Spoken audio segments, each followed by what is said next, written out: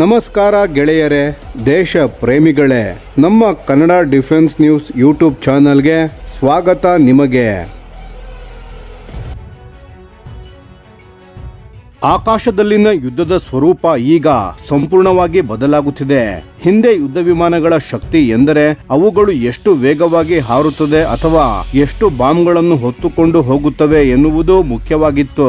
ಆದರೆ ಇಂದಿನ ಯುಗದಲ್ಲಿ ಅದಕ್ಕಿಂತಲೂ ಮುಖ್ಯವಾದದ್ದು ಒಂದು ಯುದ್ಧ ವಿಮಾನ ಎಷ್ಟು ದೂರದಿಂದ ಶತ್ರುವನ್ನು ಪತ್ತೆ ಹಚ್ಚಬಹುದು, ಎಷ್ಟು ಗುರಿಗಳ ಮೇಲೆ ಒಂದೇ ಸಮಯದಲ್ಲಿ ದಾಳಿ ನಡೆಸಬಹುದು ಮತ್ತು ಎಷ್ಟು ಹೆಚ್ಚಿನ BVR ಮಿಸೈಲ್ಗಳನ್ನು ಹೊತ್ತುಕೊಂಡು ಹೋಗಬಹುದು ಎಂಬುದಾಗಿದೆ. ಇತ್ತೀಚೆಗೆ ಚೀನಾದ people's liberation army air force ಅಂದರೆ PLAAF ತನ್ನ J-16 ಯುದ್ಧ ವಿಮಾನದ ಹೊಸ ಚಿತ್ರಗಳನ್ನು ಬಿಡುಗಡೆ ಮಾಡಿದೆ. ಈ ಚಿತ್ರಗಳಲ್ಲಿ J-16 ಯಾವುದೇ ನೆಲದ ಮೇಲಿನ ದಾಳಿಗಾಗಿ ಬಾಂಬ್ಗಳನ್ನು ಹೊತ್ತಿರಲಿಲ್ಲ. ಅದರ ಬದಲಿಗೆ ಯುದ್ಧ ವಿಮಾನದ ಬಹುತೇಕ ಎಲ್ಲ ಹಾರ್ಡ್ ಪಾಯಿಂಟ್ಸ್ ಗಳಲ್ಲಿ PL-15 ಮತ್ತು PL-10 air to air missiles ಗಳನ್ನು ಅಳವಡಿಸಲಾಗಿತ್ತು. ಈ ರೀತಿಯ ವಿನ್ಯಾಸವನ್ನು ಸಾಮಾನ್ಯವಾಗಿ ಮಿಸೈಲ್ ಟ್ರಕ್ ಅಥವಾ ಬೀಸ್ಟ್ ಮೋಡ್ ಎಂದು ಕರೆಯಲಾಗುತ್ತದೆ. ಅಂದರೆ ಒಂದು ಯುದ್ಧ ವಿಮಾನ ತನ್ನ ಸಂಪೂರ್ಣ ಸಾಮರ್ಥ್ಯವನ್ನು ಬಳಸಿಕೊಂಡು ಸಾಧ್ಯವಾದಷ್ಟು ಹೆಚ್ಚಿನ ಏರ್ ಟು ಏರ್ ಮಿಸೈಲ್ಸ್ ಗಳನ್ನು ಹೊತ್ತುಕೊಂಡು ಹೋಗಿ ಒಂದೇ ಸಮಯದಲ್ಲಿ ಅನೇಕ ಶತ್ರು ಯುದ್ಧ ವಿಮಾನಗಳ ಮೇಲೆ ದೂರದಿಂದಲೇ ಕ್ಷಿಪಣಿ ದಾಳಿ ನಡೆಸಲು ಸಿದ್ಧವಾಗಿರುವ ತಂತ್ರ ಇದಾಗಿದೆ.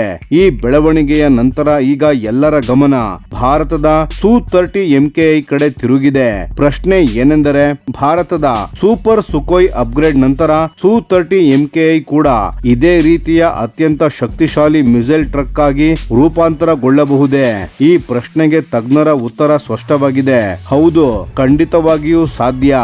ವಾಸ್ತವವಾಗಿ ಈ ಪಾತ್ರಕ್ಕೆ Su-30 MKI ಚೀನಾದ J-16 ಗಿಂತಲೂ ಹೆಚ್ಚು ಸೂಕ್ತವಾದ ವೇದಿಕೆಯಾಗಿದೆ. ಏಕೆಂದರೆ Su-30 MKI ವಿಶ್ವದ ಅತಿದೊಡ್ಡ ಹೆವಿ ಫೈಟರ್ ಜೆಟ್ ಗಳಲ್ಲಿ ಒಂದಾಗಿದೆ. ಈ ವಿಮಾನವು ಸುಮಾರು 8 ಟನ್ ಗಿಂತಲೂ ಹೆಚ್ಚು ಶಸ್ತ್ರಾಸ್ತ್ರಗಳನ್ನು ಹೊರುವ ಸಾಮರ್ಥ್ಯ ಹೊಂದಿದ್ದು ಒಟ್ಟು 12 ಹಾರ್ಡ್ ಪಾಯಿಂಟ್ಸ್ ಗಳನ್ನು ಹೊಂದಿದೆ.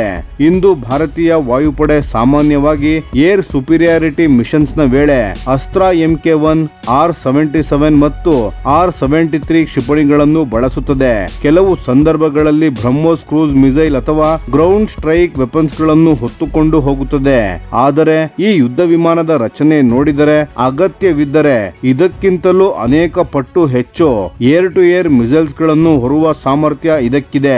ಇದನ್ನೇ ಇನ್ನಷ್ಟು ಪರಿಣಾಮಕಾರಿಯಾಗಿ ಮಾಡುವ ಯೋಜನೆಯೇ ಸೂಪರ್ ಸುಖೋಯಿ ಅಪ್ಗ್ರೇಡ್. ಈ ಆಧುನೀಕರಣದ ಅತ್ಯಂತ ಪ್ರಮುಖ ಅಂಶವೆಂದರೆ ಭಾರತದಲ್ಲಿ ಅಭಿವೃದ್ಧಿಯಾಗುತ್ತಿರುವ ವಿರೂಪಾಕ್ಷ AESA ರೆಡಾರ್. ಈ ಹೊಸ ರೆಡಾರ್ ನಲ್ಲಿ ಅತ್ಯಾಧುನಿಕ ಗ್ಯಾಲಿಯಂ ನೈಟ್ರೇಟ್ ಅಂದರೆ GAN ಟೆಕ್ನಾಲಜಿಯನ್ನು ಬಳಸಲಾಗುತ್ತಿದೆ. ಸುಮಾರು 2400ಕ್ಕೂ ಹೆಚ್ಚು ಟ್ರಾನ್ಸ್ಮಿಟ್ ರಿಸೀವ್ ಮಾಡ್ಯೂಲ್ಸ್ ಗಳನ್ನು ಹೊಂದಿರುವ ಈ ರೆಡಾರ್ ಸುಮಾರು 400 ಕಿಲೋಮೀಟರ್ ದೂರದವರೆಗೂ ಗುರಿಗಳನ್ನು ಪತ್ತೆ ಹಚ್ಚುವ ಸಾಮರ್ಥ್ಯ ಹೊಂದಿರಲಿದೆ ಎಂದು ವರದಿಗಳು ತಿಳಿಸಿವೆ. ಪ್ರಸ್ತುತ Su-30 MKI ನಲ್ಲಿ ಬಳಸಲಾಗುತ್ತಿರುವ N011M ಬಾರ್ಸ್ ರೆಡಾರ್ ಗಿಂತ ಇದು ಅತ್ಯಂತ ದೊಡ್ಡ ಮಟ್ಟದ ಸುಧಾರಣೆಯಾಗಲಿದೆ. ಈ ಹೊಸ ರೆಡಾರ್ ನ ಸಹಾಯದಿಂದ ಒಂದೇ ಸಮಯದಲ್ಲಿ ಅನೇಕ ಶತ್ರು ವಿಮಾನಗಳನ್ನು ಪತ್ತೆ ಹಚ್ಚುವುದು, ಅವುಗಳನ್ನು ನಿರಂತರವಾಗಿ ಗಮನಿಸುವುದು ಮತ್ತು ಹಲವು ಗುರಿಗಳ ಮೇಲೆ ಒಂದೇ ಸಮಯದಲ್ಲಿ ಕ್ಷಿಪಣಿಗಳನ್ನು ಮಾರ್ಗದರ್ಶನ ಮಾಡುವುದು ಸಾಧ್ಯವಾಗಲಿದೆ. ಇಲ್ಲಿ ಒಂದು ಮಹತ್ವದ ವಿಷಯವನ್ನು ಅರ್ಥ ಮಾಡಿಕೊಳ್ಳಬೇಕು ಸ್ನೇಹಿತರೆ. ಕೇವಲ ಹೆಚ್ಚು ಮಿಸೈಲ್ಸ್ ಗಳು ಇದ್ದರೆ ಸಾಕಾಗುವುದಿಲ್ಲ. ಅವುಗಳನ್ನು ಸರಿಯಾದ ಗುರಿಯತ್ತ ನಿಖರವಾಗಿ ಕಳುಹಿಸುವ ಶಕ್ತಿಯೂ ಇರಬೇಕು. ಅದರಲ್ಲಿ ವಿರೂಪಾಕ್ಷ AESA ರೆಡಾರ್ ಅತ್ಯಂತ ದೊಡ್ಡ ಪಾತ್ರ ವಹಿಸುತ್ತದೆ. ಇದರಿಂದ Su-30 MKI ಯಾವುದೇ ಹೊರಗಿನ ರೆಡಾರ್ ಸಹಾಯವಿಲ್ಲದೆ ಸ್ವತಂತ್ರವಾಗಿ ಅನೇಕ ದೂರದ ಕ್ಷಿಪಣಿಗಳನ್ನು ಒಂದೇ ಸಮಯದಲ್ಲಿ ನಿಯಂತ್ರಿಸಬಹುದು. ಈಗ ಕ್ಷಿಪಣಿಗಳ ವಿಷಯಕ್ಕೆ ಬಂದರೆ ಭಾರತವು ವೇಗವಾಗಿ ಸ್ವದೇಶಿ ಶಸ್ತ್ರಾಸ್ತ್ರಗಳ ಅಭಿವೃದ್ಧಿಯಲ್ಲಿ ಮುನ್ನಡೆಯುತ್ತಿದೆ. ಪ್ರಸ್ತುತ ಭಾರತೀಯ ವಾಯುಪಡೆಯಲ್ಲಿರುವ ಅಸ್ತ್ರ MK-1 ಸುಮಾರು 100 ಕಿಲೋಮೀಟರ್ ವ್ಯಾಪ್ತಿಯ BVR ಮಿಸೈಲ್ ಆಗಿದೆ. ಮುಂದಿನ ಅಸ್ತ್ರ MK-2 ಸುಮಾರು 160 ಕಿಲೋಮೀಟರ್ ಗಿಂತಲೂ ಹೆಚ್ಚಿನ ದೂರದಲ್ಲಿರುವ ಶತ್ರು ಗುರಿಗಳನ್ನು ಹೊಡೆಯುವ ಸಾಮರ್ಥ್ಯ ಹೊಂದಿರಲಿದೆ. ಇದಾದ ನಂತರ ಬರಲಿರುವ ಅಸ್ತ್ರ MK-3 ಇನ್ನೂ ಹೆಚ್ಚು ಶಕ್ತಿಶಾಲಿಯಾಗಿರುತ್ತದೆ. ಇದರಲ್ಲಿ ಸಾಲಿಡ್ ಫ್ಯೂಯಲ್ ಡಕ್ಟೆಡ್ ರಾಮ್ಜೆಟ್ ಅಂದರೆ SFDR ಇಂಜಿನ್ ಅನ್ನು ಮಾಡಲು ಬಳಸಲಾಗುತ್ತಿದ್ದು ಸುಮಾರು 300 ಕಿಲೋಮೀಟರ್ಗಿಂತಲೂ ಹೆಚ್ಚಿನ ದೂರದಲ್ಲಿರುವ ಶತ್ರು ಗುರಿಗಳನ್ನು ಹೈಪರ್ಸಾನಿಕ್ ವೇಗದಲ್ಲಿ ಹೊಡೆಯುವ ಗುರಿಯನ್ನು ಹೊಂದಿದೆ.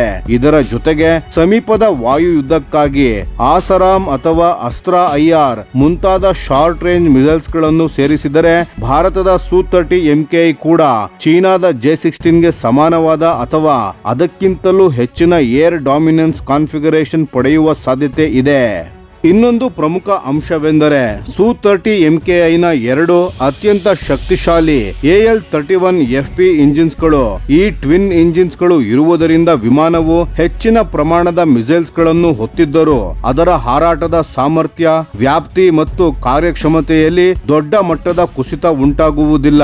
ಆದರೆ ಕೇವಲ ಹೆಚ್ಚಿನ ಮಿಸೈಲ್ಸ್ ಗಳನ್ನು ಹೊತ್ತರೆ ಸಾಕಾಗುವುದಿಲ್ಲ. ಅದಕ್ಕಾಗಿ ಸಂಪೂರ್ಣ ಯುದ್ಧ ಜಾಲವು ಅಗತ್ಯವಾಗುತ್ತದೆ. ಚೀನಾದ J-16 ಗಳಿಗೆ ಗುರಿಯ ಮಾಹಿತಿಯನ್ನು ಮುಖ್ಯವಾಗಿ KJ-500 AEW ಏರ್ಕ್ರಾಫ್ಟ್ ಮತ್ತು ಗ್ರೌಂಡ್ ರೆಡಾರ್ ಗಳಿಂದ ಕಳುಹಿಸಲಾಗುತ್ತದೆ.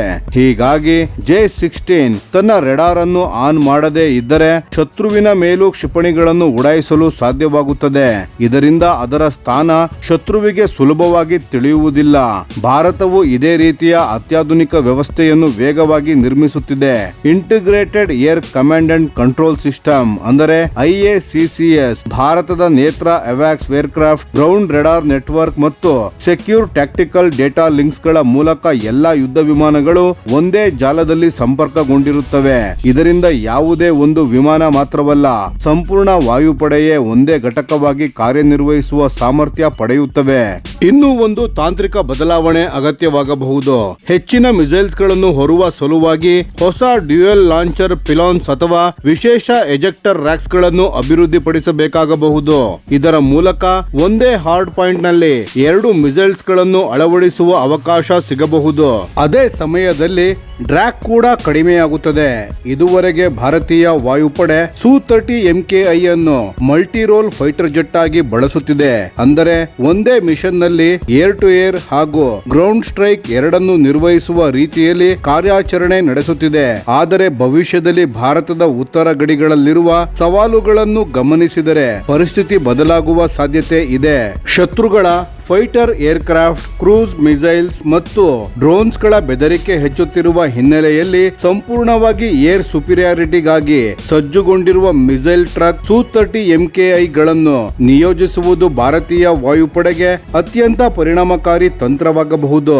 ಮುಂದಿನ ದಿನಗಳಲ್ಲಿ ಭಾರತದ ರಕ್ಷಣಾ ವಿಜ್ಞಾನಿಗಳು ಇನ್ನಷ್ಟು ಹಗುರವಾದ ಮಿಸೈಲ್ಸ್ ಹಾಗೂ ವಿಶೇಷ ಕನ್ಫಾರ್ಮಲ್ ಕ್ಯಾರೇಜ್ ಸಿಸ್ಟಮ್ಸ್ ಗಳನ್ನು ಅಭಿವೃದ್ಧಿಪಡಿಸುವ ಸಾಧ್ಯತೆ ಇದೆ. ಇದರಿಂದ ಸು-30 MKI ಇನ್ನೂ ಹೆಚ್ಚಿನ ಫೈರ್ ಪವರ್ ಹೊತ್ತಿದ್ದರೂ ಅದರ ವೇಗ, ವ್ಯಾಪ್ತಿ ಹಾಗೂ ಏರೋಡೈನಾಮಿಕ್ ಕಾರ್ಯಕ್ಷಮತೆ ಮೇಲೆ ಯಾವುದೇ ದೊಡ್ಡ ಪರಿಣಾಮ ಬೀಳುವುದಿಲ್ಲ. ಕೊನೆಗೆ ಒಂದು ವಿಷಯ ಸ್ಪಷ್ಟ ಸ್ನೇಹಿತರೆ, ಆಕಾಶದ ಯುದ್ಧದಲ್ಲಿ ಗೆಲುವು ಕೇವಲ ಹೆಚ್ಚು ಮಿಸೈಲ್ಸ್ ಗಳನ್ನು ಹೊಂದಿರುವುದರಿಂದ ಸಿಗುವುದಿಲ್ಲ. ಅತ್ಯುತ್ತಮ ರೆಡಾರ್, ಶಕ್ತಿಶಾಲಿ ಎಲೆಕ್ಟ್ರಾನಿಕ್ ವಾರ್ಫೇರ್ ಸಿಸ್ಟಮ್ಸ್, ಸುರಕ್ಷಿತ ನೆಟ್ವರ್ಕ್ ಇಂಟಿಗ್ರೇಷನ್ ಹಾಗೂ ಅತ್ಯಾಧುನಿಕ ಮಿಸೈಲ್ ಈ 4 ಒಂದಾಗಿ ಕೆಲಸ ಮಾಡಿದಾಗ ಮಾತ್ರ ನಿಜವಾದ ಏರ್ ಸುಪೀರಿಯಾರಿಟಿ ಸಾಧಿಸಲು ಸಾಧ್ಯ. Super Sukhoi upgrade, Virupaksha AESA radar ಮತ್ತು ಹೊಸ ತಲೆಮಾರಿನ ಅಸ್ತ್ರ ಮಿಸೈಲ್ಸ್ ಫ್ಯಾಮಿಲಿ ಯಶಸ್ವಿಯಾದರೆ ಭಾರತದ ಸು-30 MKI ಕೇವಲ ಚೀನಾದ J-16 ಮಿಸೈಲ್ ಟ್ರಕ್ ಗೆ ಸಮಾನವಾಗುವುದಲ್ಲ, ಭವಿಷ್ಯದ ವಾಯು ಯುದ್ಧಗಳಲ್ಲಿ ಭಾರತೀಯ ವಾಯುಪಡೆಗೆ ಅತ್ಯಂತ ಬಲಿಷ್ಠ ಆಯುಧವಾಗಲಿದೆ. ಹಾಗಾದರೆ ಸ್ನೇಹಿತರೆ, ಭಾರತದ ಸೂಪರ್ ಸುಖೋಯಿ ಯೋಜನೆ ಚೀನಾದ J-16 ಮಿಸೈಲ್ ಟ್ರಕ್ ಸ್ಟ್ರಾಟಜಿಗೆ ಸರಿಯಾದ ಉತ್ತರವಾಗಬಹುದೇ? ನಿಮ್ಮ ಅಭಿಪ್ರಾಯವನ್ನು ತಪ್ಪದೆ ಕಾಮೆಂಟ್ ನಲ್ಲಿ ತಿಳಿಸಿ. ಧನ್ಯವಾದಗಳು.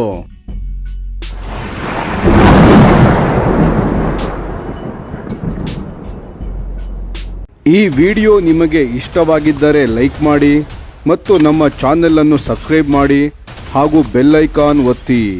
ಯಾವ ಅಪ್ಡೇಟ್ಗೂ ಮಿಸ್ ಆಗಬೇಡಿ. ಡಿಫೆನ್ಸ್ ಸುದ್ದಿಗಳನ್ನು ತ್ವರಿತವಾಗಿ ಪಡೆಯಿರಿ. ನಿಮ್ಮ ಬೆಂಬಲವೇ ನಮ್ಮ ಶಕ್ತಿ. ಭಾರತ ಬಲಿಷ್ಠವಾಗಲಿ ಎಂದು ಆಶಿಸುತ್ತಾ ಭಾರತ ಮಾತೆಗೆ ಜೈ. ಧನ್ಯವಾದಗಳು.